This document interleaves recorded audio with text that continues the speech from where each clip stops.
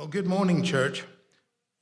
Some of you may have gathered that I am interested in history. Well, yes, I am. It's my belief that the Word of God, the Bible, is part of recorded history. Because Thanksgiving is coming up, I thought it would be wonderful to take a look at the pilgrims and do some fun analysis. I drafted out an outline, a beginning, a middle, and an end. The kids will tell you about that. They're writing their essays.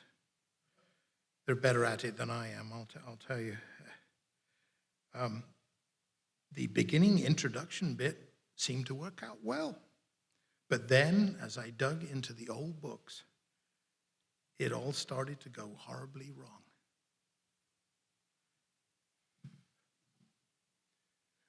I should probably explain the turkey thing there.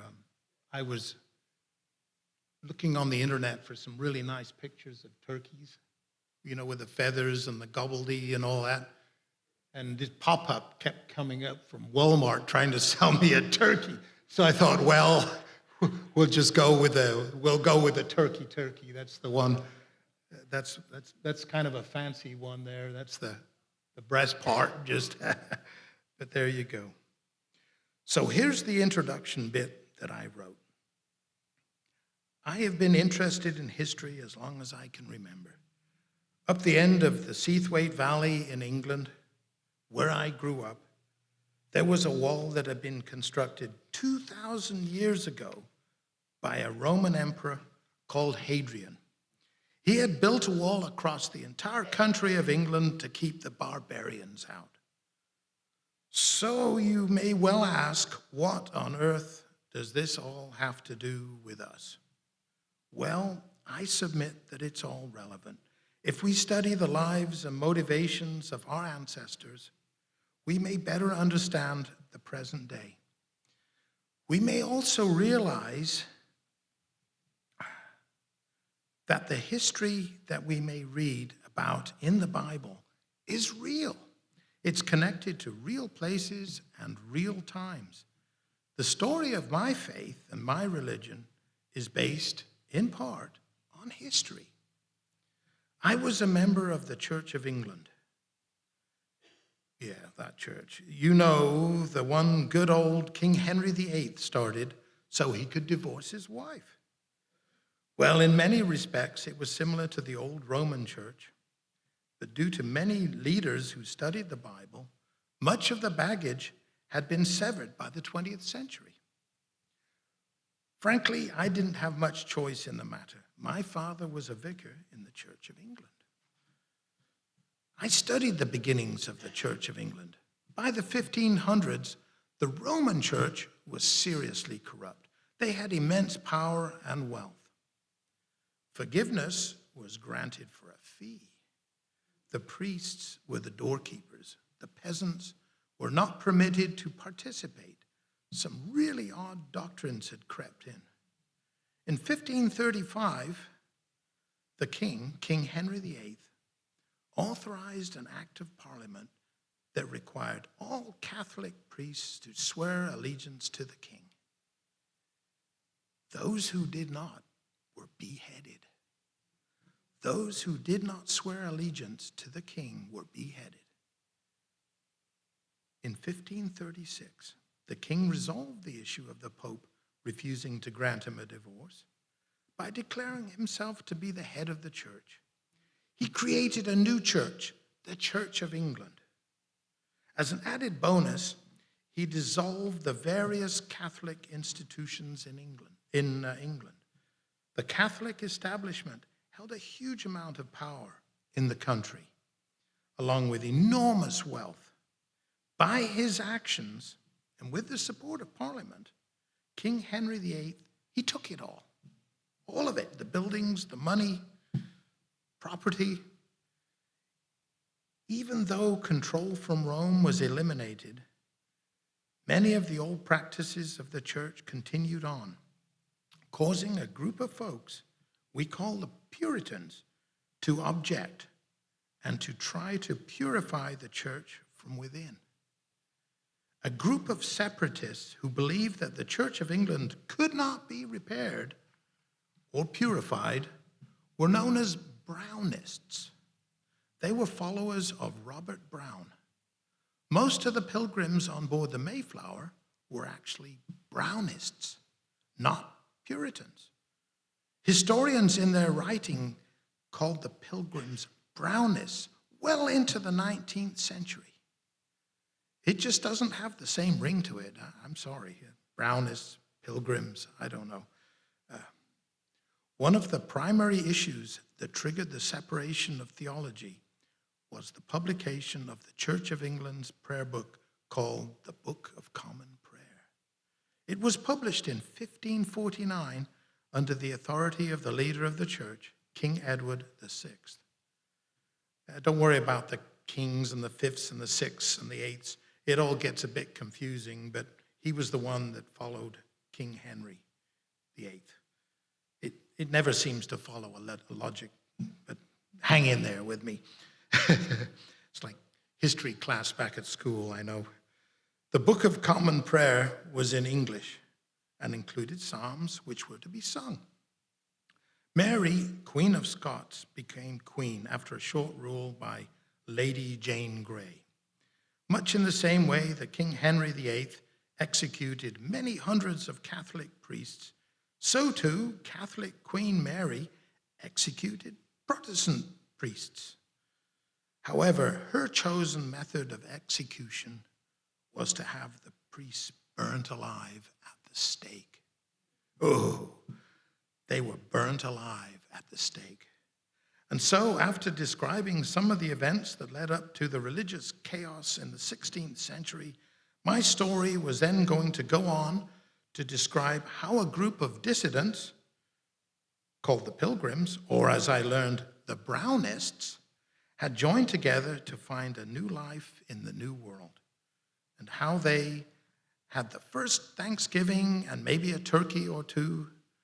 But then, as I was reading through an old genealogy book called History and Genealogy of the Mayflower Planters and First Comers to Ye Old Colony by a man called Leon Hills, I came across a horrifying passage that changed everything for me.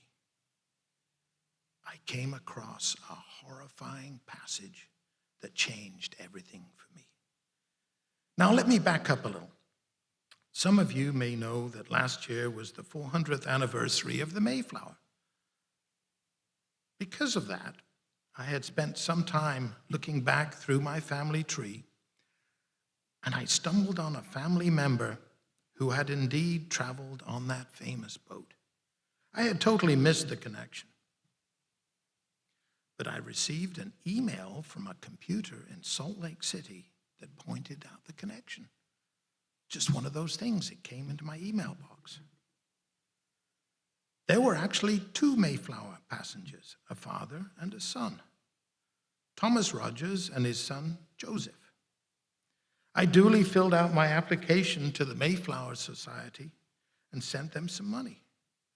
10 of the oldest generations had already been certified for a previous applicant by the society. So it wasn't controversial. Thomas, the Mayflower guy, was a 12th great-grandfather. Because of the fame of the Mayflower passengers, many genealogists have been studying them for years and writing dozens of books. And that gets back to the book I was reading earlier. And so I was reading away in an old book, looking for fun turkey stories and something that I could use for this talk, when I read a passage on page 131. The Reverend John Rogers paid the penalty by being burned at the stake on February the 4th, 1555. There were some phone book-like charts, and I just stared. I couldn't believe it. It seems, according to the genealogist Leon Hills, that John Rogers, who was burned at the stake, was the second great-grandfather of my Mayflower passenger, Thomas Rogers. That makes him a 15th great-grandfather. I have to tell you, church, when you discover you have a relative who was burned at the stake for his beliefs, I was stunned. I was really stunned. But there's more. His 11 children were forced to watch. And there were eyewitnesses who wrote what they saw and what was said. "Thou art a heretic," said the Queen's man. "That shall be known at the day of judgment," answered Rogers. "Well, I will never pray for thee," went on the Queen's man. "But I will pray for you," said Rogers. At the last minute, a messenger came from the Queen, Queen Mary, offering a pardon if he would just recant his abominable doctrine and his evil opinion on the sacrament. "For which I have preached, I will seal with my faith," he said. He declined, and they lit the fire. They say he washed his hands in the flames as he burned. He cheerfully took his death with wonderful patience. And those were quotations from chapter 16 in a book called Fox's Book of Martyrs. And that's a picture of him right there. It's not a photograph. They used to make pictures by taking a flat piece of wood and carving out the mirror image. And then they would put ink on it and set paper on it, and he would make a print, just like that. Well, it turns out he was the first English Protestant executed as a heretic under Queen Mary I of England, who restored the Catholic faith before the official religion was changed back again.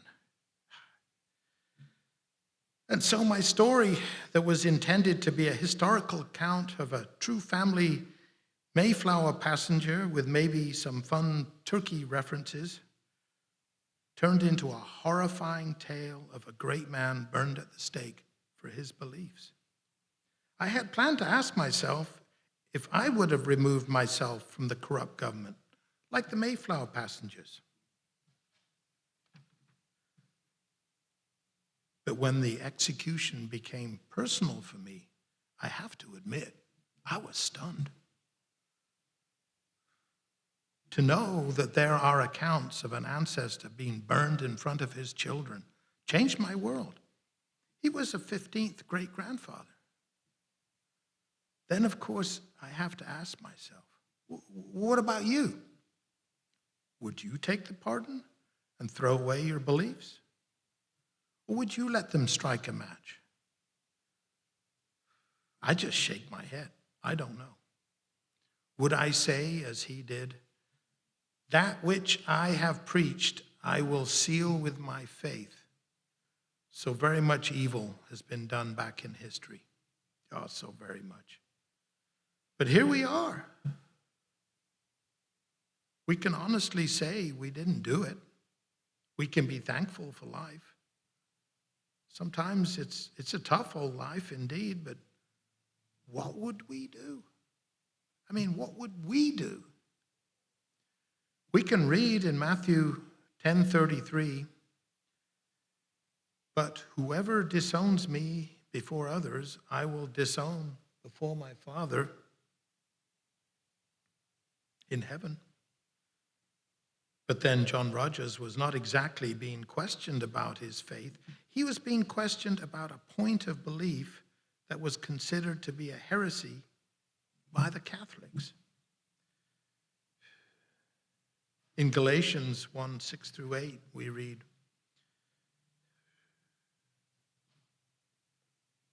"I am astonished that you are so quickly deserting the one who called you to live in the grace of Christ and are turning to a different gospel, which is really no gospel at all. Evidently, some people are throwing you into confusion and are trying to pervert the gospel of Christ. But even if an angel from heaven should preach a gospel other than the one we preach to you, let them be under God's curse. John Rogers believed that the Roman church was a perversion of the gospel, and he was willing to die for his beliefs. Perhaps the words of Psalm 119, verse 130, can help us understand. The teaching of your word gives light, so even the simple can understand. In other words, it's not complicated, and we should not make it complicated. We either believe or we don't. And maybe this Thanksgiving, when we are thinking of things to be thankful for, it would be good to be thankful that we do not have to make a choice of disowning Christ